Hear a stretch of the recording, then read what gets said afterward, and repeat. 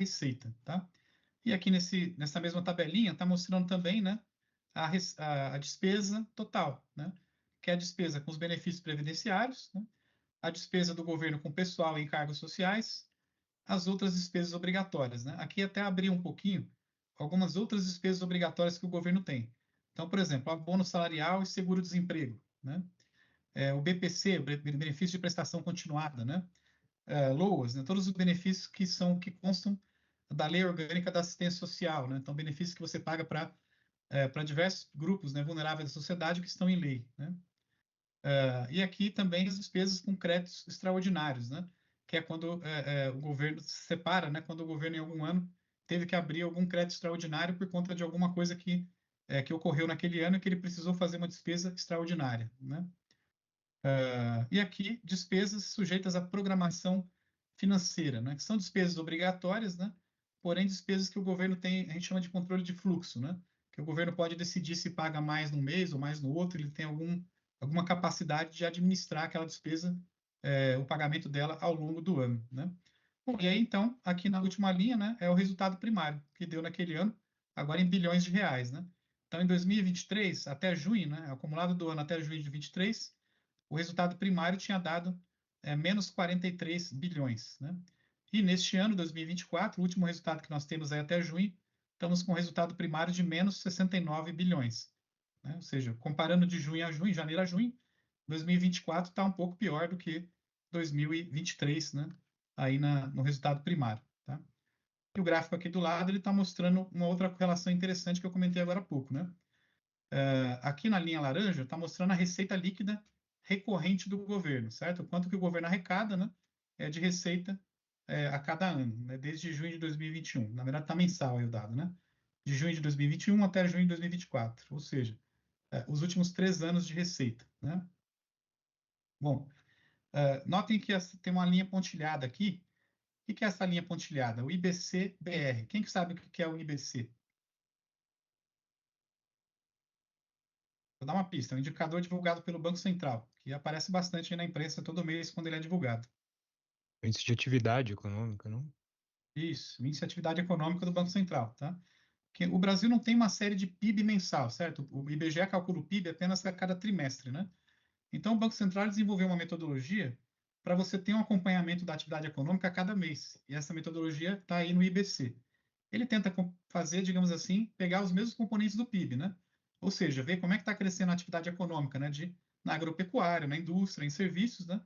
Separa ali os setores econômicos e aí você consegue ter um indicador de como está a atividade, né? Tentando se aproximar do que seria o cálculo do PIB, embora, né, não tenha a pretensão, digamos assim, de refletir fielmente o cálculo do PIB mensal, né?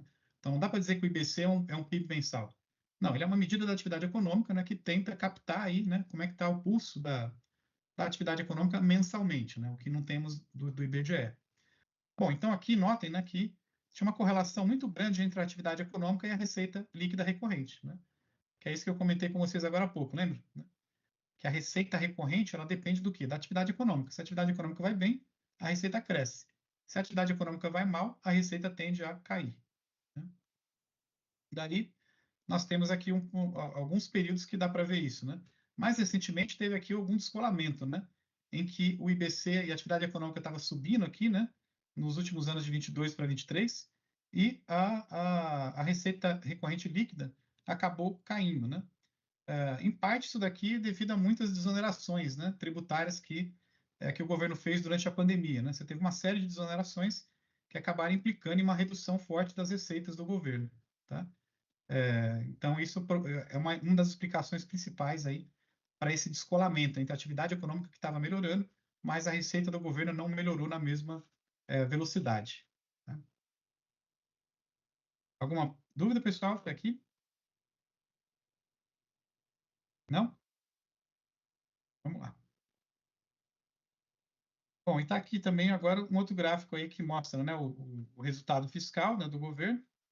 Então está aqui, né, o resultado. Agora vai mostrar o quê? O resultado nominal, né? Nós vimos o primário, né? Agora está aqui uma linha, a primeira linha azul é o primário, né? Então temos aqui em 23, também em junho, né? Eu estou pegando aqui, pessoal, o último dado, tá? São as últimas tabelas aí do Tesouro Nacional, né? Que divulgou em junho os últimos dados da apuração da dívida pública, né? Então, vamos lá. O resultado primário está separado, notem, né, em governo central, né, governos subnacionais, que são os estados e municípios, e as empresas estatais, tá? Então, vamos pegar aqui o último ano, que é o último dado agora, né? Então, acumulado no ano, quer dizer, de janeiro a junho de 2024, o que a gente tem até agora de resultado, né? O primário do setor público foi menos 43, ou seja, deficitário em 43 bilhões, né? Sendo que o governo central foi 71 bilhões de déficit, e os governos subnacionais, estados e municípios, tiveram um superávit de 33 bilhões. E as empresas estatais, um déficit de 6 bilhões. Então, 71, né, menos 71 mais 33 menos 6, vai dar aqui o menos 43, né, se tiver alguma diferença aí, talvez por arredondamento. Tá? E aí, então, olhando aqui na linha de baixo agora, nós temos o quê? Os juros que o setor público pagou. Então, o acumulado no ano de janeiro a junho, em 2024, o governo pagou 455 bilhões em juros. Né?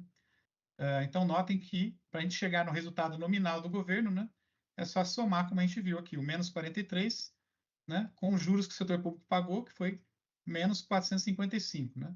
Então, somando os dois aqui, vai dar aí cerca de 498 bilhões de dólares de resultado nominal negativo, de janeiro a junho deste ano. Tá? Então, o resultado nominal é a soma do primário com os juros totais pagos pelo governo. Tá? E aqui embaixo eu tenho também, né, um gráfico que mostra a evolução da dívida pública. Né? Um gráfico não, desculpa, uma tabela, né? Que a gente já tinha visto lá no gráfico anterior. Né? Então, que chegou aqui no pico de 87% do PIB, na dívida bruta, em 2020, e hoje está aqui ao redor de 78% do PIB. Né?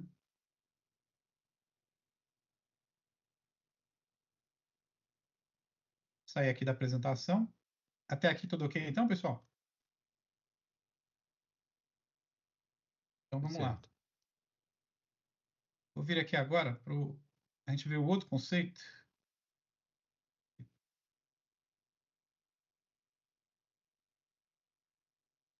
Eu queria que saísse essa barrinha daqui para eu. Ai, sai da minha frente. Pronto. Agora vamos entrar ali, pessoal, como a gente já viu os gráficos, né? Para a gente detalhar um pouquinho o que é a dívida bruta, né? Vou mandar também esse link para vocês, tá? Para vocês poderem saber onde consultar.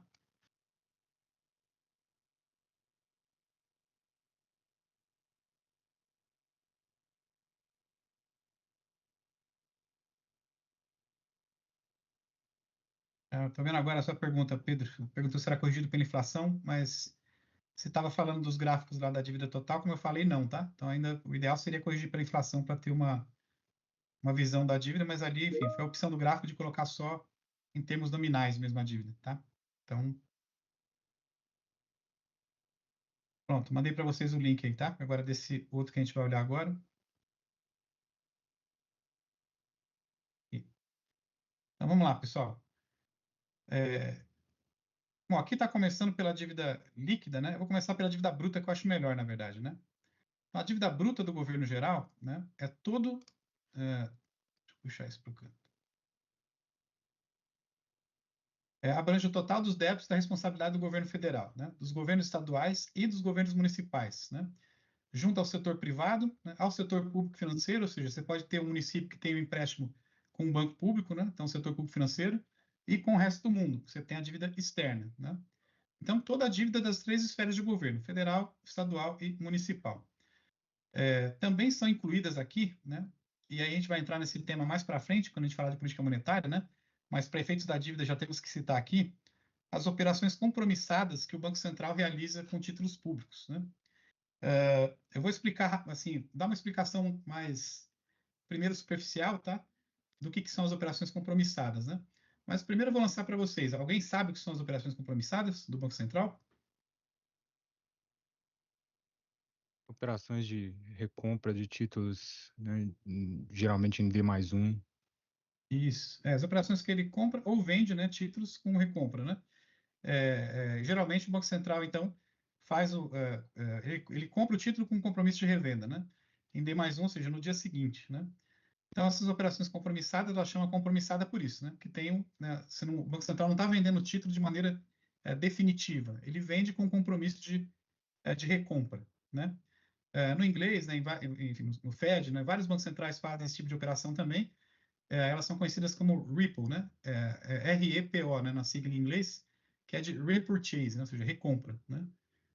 Então é bem comum vocês encontrarem, enfim, textos de economia em inglês, né, para quem for ler textos em inglês, chamarem de repo, né, essas operações compromissadas, né? Bom, pessoal, o ponto é o seguinte, né? Os outros países não contabilizam as operações compromissadas na dívida pública, tá? Isso não está no manual do FMI, por exemplo, que é o FMI, o Fundo Monetário Internacional, é que, digamos assim, tem um manual, né, para que todos os países calculem as dívidas, as estatísticas fiscais da mesma forma, para que os dados dos países sejam comparáveis, né? Mas, assim, nos demais países, a participação das operações compromissadas, né, no total da política monetária e no balanço do Banco Central é pequena. Então, por isso que eles não se preocupam em colocar as operações compromissadas na dívida, né? Bom, por que que no Brasil se coloca? Porque no Brasil as operações compromissadas cresceram muito. A gente vai tratar desse tema mais no segundo bloco do curso, que é a parte de política monetária, tá? Mas as operações compromissadas hoje, elas estão aí ao redor de 15% do PIB, né? Então, 1,2, 1,3 trilhão no balanço do Banco Central, no passivo do Banco Central, são as operações compromissadas, né? Para que que o Banco Central usa as operações compromissadas? Quando ele quer, porque ele precisa controlar a liquidez, né? Então, ele quer fazer o ajuste fino da liquidez para manter a taxa Selic na meta. Tudo isso, pessoal, eu sei que vocês, talvez quem não tem, nunca estudou isso no detalhe, né, vai ter dúvida agora, tá? Eu não vou entrar no detalhe agora, porque o objetivo aqui é explicar o conceito de dívida bruta, tá? Mas depois, mais para frente, na aula de política monetária, eu vou explicar melhor o que são as operações compromissadas, tá? Mas por hora é isso. São títulos que o governo vendeu para o mercado com compromisso de recompra. Então, como esses títulos estão no mercado, né? Enquanto os títulos estão no mercado, em princípio, esses títulos fariam parte, né? Fazem parte da dívida pública, né? Agora, quando o título está no Banco Central, esses títulos eles não fariam parte da dívida pública. Por quê? Porque quando o Banco Central tem um título, o próprio Banco Central ele faz parte do governo, né? É uma peculiaridade também do Brasil, tá? Nem todos os bancos centrais fazem parte do governo central. No Brasil ele faz. Então, se o Banco Central tem título do governo e o Banco Central faz parte do próprio governo, aquele título não entraria na conta da dívida pública. Não sei se vocês entenderam o raciocínio, ficou claro? E se o título é do próprio Banco Central, então, se o título do Banco Central está com o Banco Central, um título do governo, né, do Tesouro, mas o próprio Banco Central faz parte do governo, então aquilo não entraria na dívida, né? Bom, por que que a compromissada entra na dívida? Porque uma vez que o Banco Central vendeu o título para algum ente do mercado, mesmo que seja por um dia, o título estando com o mercado, aquilo passa a ser uma dívida que está em poder do mercado e não mais do Banco Central, entendeu? Portanto, aquilo Professor, passa a contar na dívida, né? Pode falar. mas essa operação compromissada ali, ela vai com juros também, para quem pega? Sim, sim, sim. E aí, mas Sempre justo. então o Banco Central ele só usa ela para controlar a liquidez, ele não pega esse dinheiro e repassa, né? Não. O Banco Entendi. Central, ele tem títulos na carteira dele, né? E na hora de apurar o balanço do Banco Central, né, o resultado, os juros que o Banco Central recebe pelos títulos, quando os títulos estão com ele, entram como receita do Banco Central, né? Uhum, Só uhum. que enquanto o título está com o ente privado, na operação compromissada, quem está com o título é que vai receber o juro, né? Aí vai Ah, receber ele entendi. um prorata daquele dia que ele ficou com o título, entendeu? Uhum. E essas operações compromissadas, elas só servem para instituições financeiras? Ou elas também são para, assim, algum outro tipo? O Banco Central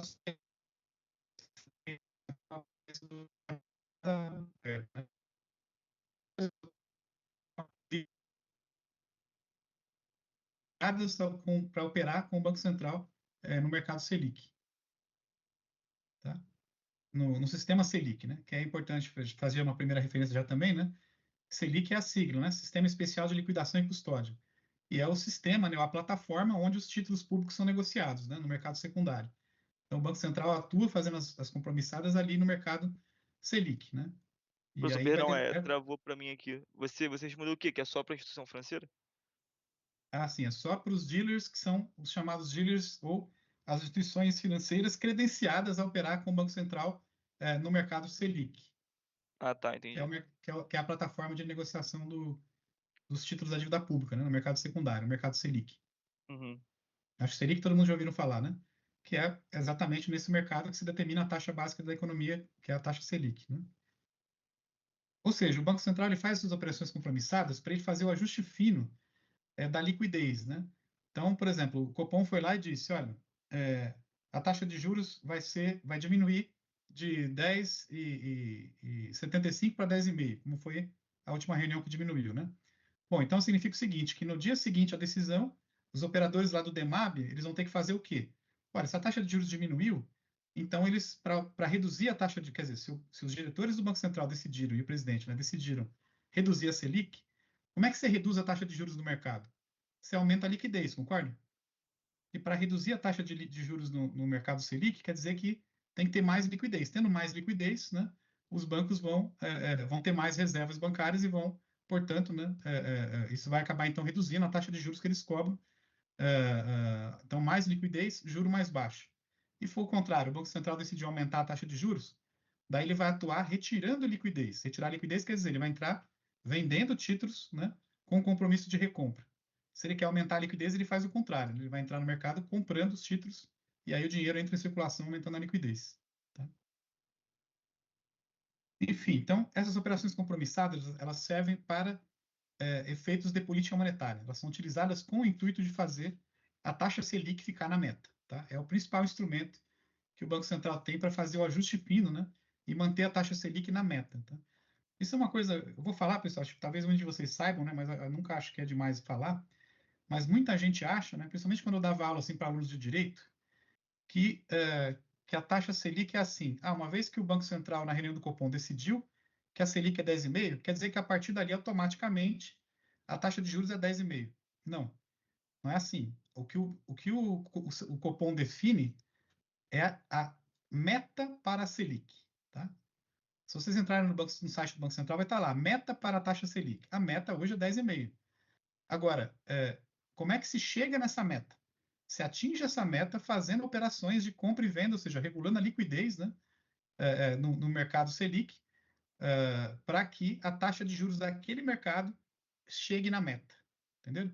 Então, a taxa de juros da meta é 10,5, mas se vocês olharem, tem pequenas variações. Se vocês entrarem no site do Banco Central, vai estar lá assim. Vamos entrar no site aqui para ver, já que eu estou compartilhando a tela, né?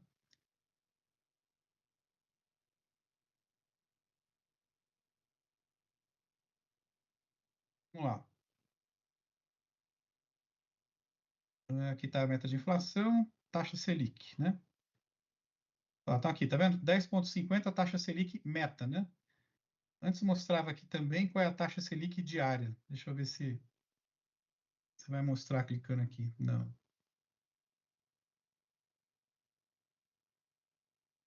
Pô, tiraram daqui, que pena. Aquilo lá era ótimo para mostrar essa diferença. Mas enfim, antes aqui no site aparecia assim, né? Meta para taxa Selic, 10,5. Taxa Selic do dia, estava lá em 10,48. Taxa Selic no dia seguinte, 10,52. 10,53, entenderam? Ou seja, a taxa Selic é uma meta, né? Atingir a meta é o objetivo da mesa de operações do Banco Central, tá? Mas pode ser que você fuja um pouquinho da meta, né? Com as operações compromissadas, eles conseguem bater a meta ali, geralmente, na segunda casa decimal até, tá? Mas, enfim, é isso, né? Tem alguma diferençazinha entre a meta Selic e, de fato, a taxa Selic diária que é obtida por meio das operações no mercado aberto. Tá? Bom, pessoal, então, as operações compromissadas do Banco Central, portanto, né, também entram na dívida pública. Né? Então, vamos lá, vou dar um número para vocês. Né? As operações compromissadas hoje estão em torno de 1,2 ou 3 trilhão de reais. Né? Elas estão no passivo do Banco Central, né? Porque o Banco Central vendeu com compromisso de recompra. Né? Então, está no passivo dele. E o Banco Central tem 2,4 trilhões no ativo em títulos do governo. Né? Então, notem, o Banco Central tem 2,4 trilhões de títulos da dívida pública, né, que ele usa para fins de política monetária. Desses 2,4, a metade, mais ou menos, está em operações compromissadas, né? Ou seja, está vendido para o mercado. Então, essa metade que está vendida para o mercado, que são as compromissadas, entra na dívida pública. Né? Agora, a outra metade que são os títulos totais do governo, né, no Banco Central, 2,4 trilhão, menos 1,2 trilhão das operações compromissadas, dá mais ou menos 1,2 trilhão, né, metade. Essa metade que não está em operação compromissada são chamados títulos livres. Livre porque não está comprometido com uma operação. Né? Então, esses títulos livres não entram na dívida pública, tá? Por quê? Porque aí se considera que esse título que está livre, ele é um título do Banco Central, que está com o Banco Central, mas o Banco Central faz parte do governo. Então, se é uma dívida do governo, mas que está com o próprio ente do governo, ele anula, né? De um lado, um ativo de um ente, anula com o passivo do outro ente, que é o governo central. Então, aqui, esses títulos livres não entram na dívida, tá? Só entram os que estão nas operações compromissadas. Tá claro, pessoal, para vocês isso? Aqui tem uma explicaçãozinha que eu vou ler, tá? Que é interessante, né? Essas operações são incluídas por quê? Porque apresentam estreita relação com a dívida do Tesouro Nacional. E a sua inclusão na dívida bruta do governo geral permite melhor acompanhar a situação fiscal do governo, tá? Então, essa é a argumentação aí de que, né, como eles são títulos que estão no mercado, ainda que só por um dia ou por poucos dias, né, ainda assim se considera que eles estão, de fato, né, fazem parte da dívida do governo, já que está no mercado, enquanto aquela operação não foi desfeita pelo Banco Central. Bom, então, os débitos da responsabilidade das empresas estatais, das 13 séries de governo, não são abrangidos pelo conceito, tá? Então, na dívida bruta do governo geral, não entram as estatais, pessoal, só entram estados, municípios e o governo central, tá? E os débitos são considerados pelos valores brutos, né?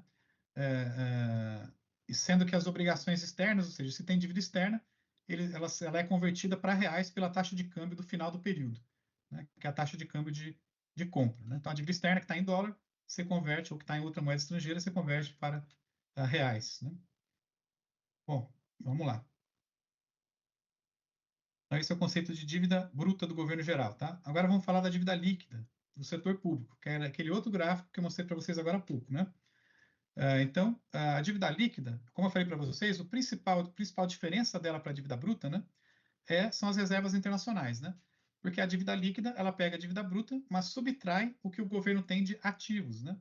Sendo que o principal ativo que o governo tem hoje, né, de mais de 2 trilhões de reais, está nas reservas internacionais em dólar que estão com o Banco Central.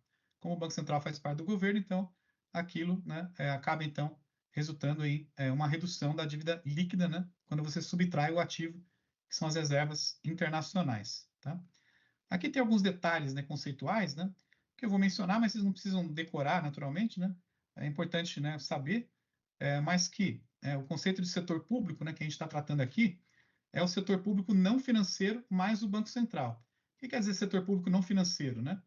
Que entram governo federal, governos estaduais, né, e municipais, as empresas estatais que não são bancos. Então, quando eu falo setor público não financeiro, quer dizer, eu incluo qualquer empresa estatal, né, mas não incluo os bancos estatais. Não incluo o Banco do Brasil, nem a Caixa, né, os bancos estatais ficam fora. Tá? Então, aqui embaixo está explicando isso, né? Setor público não financeiro, então, a administração direta, federal, estadual, municipal, e as administrações indiretas também, né? O sistema público de previdência social e as empresas estatais não financeiras federais, estaduais e municipais, né? Excetuando, né, naturalmente, como eu mencionei agora há pouco, Petrobras e Eletrobras. Essas daí, apesar de não serem bancos, também não entram na conta, tá? E também entra na conta a empresa Itaipu Binacional, que é uma das grandes aí, junto com Petrobras e Eletrobras, tá? Bom, aqui está explicando de novo, né, por que a Eletrobras e a Petrobras foram retiradas, né, pelas peculiaridades dessas empresas, né, enfim, que tem a sua política de investimentos de acordo com regras de mercado e tudo mais, né? Então está aqui, a dívida líquida do setor público, esse é o conceito que eu queria, né? É o balanceamento entre as dívidas do governo e os créditos do setor público não financeiro e do Banco Central, né? Então, os créditos, principalmente os créditos do Banco Central, são o quê? As reservas internacionais, tá? São um ativo que o governo detém, né? Enfim, aqui são agora detalhes, né? Que os saldos são apurados pelo critério de competência, né? Como eu falei, não de caixa, né? Se tiver algum registro contábil que não siga o critério de competência, mas o de caixa, aí são feitos ajustes metodológicos ali que não cabe aqui a gente entrar no detalhe, né? A não ser quem queira realmente mergulhar aí com detalhe na dívida pública, né? Mas é isso, pessoal. Então, conceito de dívida bruta, né? É toda a dívida do governo, como eu mencionei, estadual, federal, municipal, mais as estatais, né? Inclui ainda as operações compromissadas do Banco Central. E a dívida líquida pega toda a dívida, né, dos governos estaduais, federais e municipais, inclui as estatais que não são bancos e também e subtrai, né, aí os ativos do governo e o principal ativo de longe são as reservas internacionais. Então, a dívida líquida, ela naturalmente é menor do que a dívida bruta, né? Ela é menor em cerca de 15% do PIB, como a gente viu no gráfico anterior, né? Vou até retomar o gráfico aqui para a gente olhar, para vocês olharem de novo, né, e lembrarem, né? Então, está aqui a dívida bruta do lado esquerdo, né? Que está hoje em 78% do PIB, e a dívida líquida do setor público, 62% do PIB. Então, a dívida líquida é menor, porque tem esse azulzinho aqui embaixo que é negativo, né? Principalmente que são as reservas internacionais no Banco Central, né? Que são, né, a moeda estrangeira que o Banco Central detém, né? Reservas internacionais que estão em dólar e aí são convertidas para reais, dando aí cerca de 2 trilhões de reais em reservas.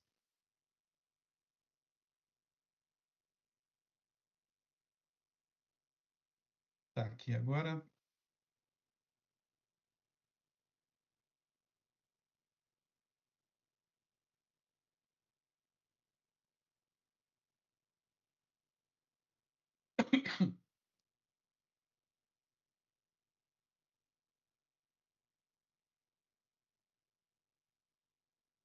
Oi, pode falar.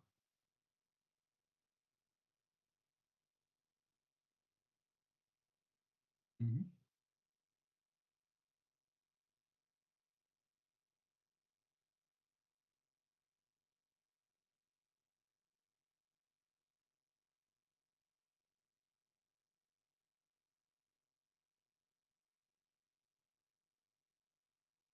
Tá.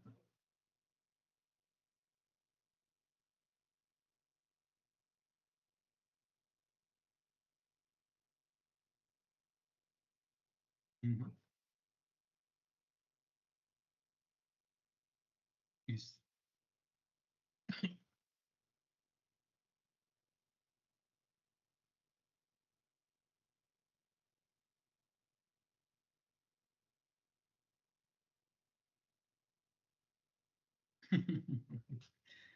Funciona assim mesmo. Quando você tem períodos assim de uma grande instabilidade, uma crise, né, mundial, enfim, como foi 2008, por exemplo, né, você pode ter isso sim. Você pode. A tendência é o quê? Você tem uma crise, os bancos, a tendência é dar juros subir, né? Porque todo mundo, os bancos vão recolher a liquidez, né? Mas aí o Banco Central, nesses períodos, primeiro, ele tem bala na agulha, claro, né? Como eu falei, ele tem uma carteira de 2,3 trilhões de títulos, né? E tem um poder para vender, e o poder de compra dele para fornecer liquidez é ilimitado, né? Porque o poder de compra do Banco Central é a emissão monetária, que é uma prerrogativa dele, né? Entendeu? Então ele fabrica moeda para poder comprar título, né? Então é ilimitado o poder de fogo do Banco Central. Então isso pode ocorrer, mas seria algo temporário, entendeu? Pode ter distorções que ocorrem em algumas horas que a pessoa da mesa de operações do Banco Central fica mais tenso, vai suar, tal, mas enfim, mas vai botar a taxa onde o Copom determinou, entendeu? Mas pode ter solavancos, com certeza. Isso pode ter períodos mas aí muita instabilidade, né? Períodos que tem uma crise, né? Enfim, aí e o Banco Central pode atuar de diversas outras formas, né, também, inclusive, né? Na crise ele atuou, como eu mencionei agora há pouco, também, por exemplo, reduzindo compulsórios, né? Permitindo que os bancos tivessem mais liquidez, utilizassem uma parcela maior das suas reservas bancárias, enfim. Tem muitos outros mecanismos que você acaba tendo que desencadear na crise, não só o manejo da Selic em si, né? Professor, isso que eu ia falar, o recolhimento dos compulsórios também é outra forma de controlar a liquidez ali, né? Junto com a Selic com notas compromissadas, né? Isso. E aí é interessante, né? Lembra que eu falei para vocês no começo, no primeira aula, que é o seguinte, né? Que quando a gente olha o livro-texto, ele vai falar para você o seguinte: olha, tem três instrumentos de política monetária, né? Política de operação de mercado aberto, né? Que aqui no Brasil ela se dá por meio das operações compromissadas, né? Você não vende o título definitivamente, mas sempre com opção de recompra ou compra com opção de revenda. Ele vai te falar também que tem as operações de recolhimento compulsório e as operações de redesconto. Todo livro de macro, invariavelmente, vai falar que são esses três instrumentos de política monetária, né? Mas, na prática, nenhum Banco Central usa hoje nem o redesconto, nem o compulsório como política monetária. Tá? O compulsório ele é utilizado muito mais como uma medida macroprudencial, no sentido de garantir que os bancos vão ter um colchão de liquidez para caso haja alguma crise, alguma coisa, entendeu? E daí, numa crise, né, o Banco Central, a Selic está parada, mas ele pode aumentar a liquidez do mercado reduzindo o compulsório. Ele sempre faz isso. Ele fez isso na pandemia, em 2020, fez isso lá em 2008 para 2009 também, na crise subprime, né? Daí o Banco Central tem as duas coisas. Ele pode abaixar a Selic e também, claro, fornecer mais liquidez para o mercado, né? Mas geralmente só usa o compulsório como política monetária, né, para expandir liquidez nos momentos de crise. Em geral, o compulsório ele é visto mais como um colchão de liquidez ali, como um instrumento macroprudencial para dar mais solidez, né, para o sistema financeiro, evitando quebras de bancos, enfim, evitando crises, né, bancárias, tá? Entendi, obrigado. Respondi a sua pergunta? Sim. Até Beleza. melhor. Joia. Então, é por isso que eu falei para vocês que, né, que, assim, quando eu idealizei esse curso, né, foi exatamente para isso, né, porque assim, se vocês ficarem no livro texto, vocês vão tirar 10 numa prova, sei lá, da Ampec ou alguma prova de concurso, mas se eu botar vocês para trabalhar no Banco Central, vocês vão olhar e falar, mas não é nada daquilo que eu aprendi, que de fato as coisas na prática são muito diferentes do que o que está nos livros, né? Até porque boa parte dos livros foi escrita há 40, 50 anos atrás, né? E aí os livros não atualizam, até porque quem escreve os livros, né, geralmente são acadêmicos, né, e não pessoas que vieram dos órgãos, né, públicos que estão de fato executando a política econômica, né. Então por isso que eu quero com esse curso exatamente que vocês saiam do livro, esqueçam os livros, quer dizer, não esqueçam, né. Vocês têm que ter toda a teoria do livro e os conceitos lá na cabeça. A gente só vai ver que na prática é um pouquinho diferente daquilo que vocês viram nos livros, tá?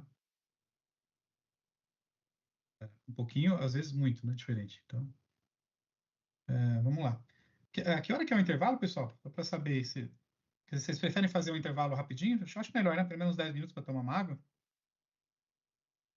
Gostou, eu não vi na primeira aula, não sei como é que tá combinado aí, mas eu queria até perguntar se na primeira teve matéria já, se foi só apresentação do. Né? Na primeira aula eu nem comentei nada sobre o intervalo, esqueci de combinar, até porque não teve mesmo, né? Porque foi só a apresentação do programa, né? Então, Ah, tá, beleza. aí agora aí eu pergunto para vocês, né? Se vocês acharem melhor. Eu particularmente gosto da ideia de dar uma paradinha, né? Mais uns 10 minutos rapidinho, para aí a gente voltar, né? O horário do intervalo, tradicionalmente, qual é a hora? É que a gente também começa às 7, não às 6h40, né? Mas às 8h40 é quando. O horário normal é 8h30, professor. Mas geralmente nas aulas online, assim, à noite, os professores costumam escolher. Tá. Fica Dá a para escolher critério de fato, deles. então. Uhum. Bom, vamos lá, vamos dar só uma paradinha, então. A gente para um pouquinho antes, 10 minutos, e aí depois a gente retoma aí, tá bom? Então vamos lá. Até daqui a pouquinho, então, pessoal. Beleza, valeu.